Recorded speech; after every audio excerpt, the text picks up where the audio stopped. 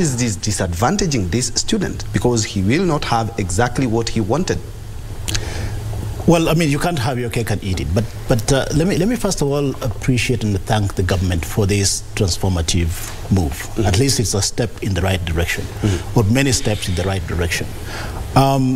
We must appreciate the dynamics of private versus public education in Kenya, all the way from kindergarten. It's not just featuring at the higher education level.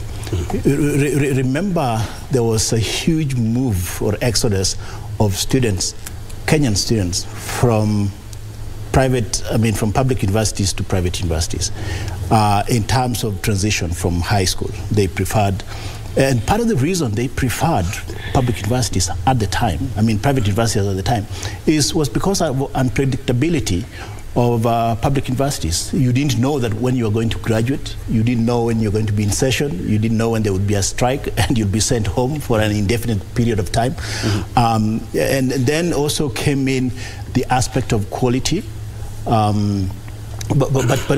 we must also acknowledge the fact that not known to many Kenyans that public universities are equipped adequately.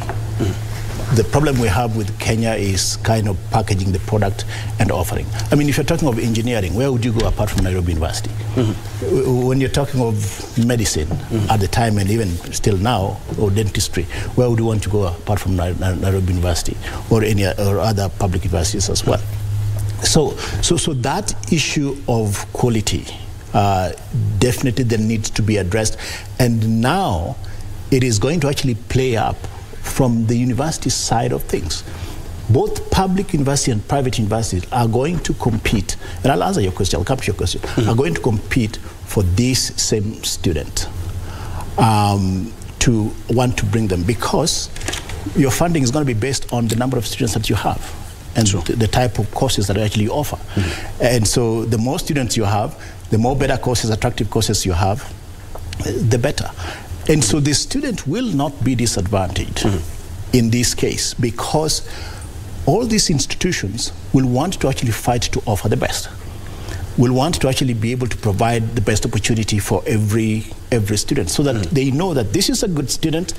What I need to do is to actually be able to provide more funding for this person. And so private universities will actually have to build their endowment funds to swell wide enough to be able to bring in more students. And so you'll choose whether you want to go to University of Nairobi or Moi University or Kenyatta University that offers you this percentage, 53% if you are, in terms of grant, or and 40% in terms of loan, and then you have to actually patch in with the other.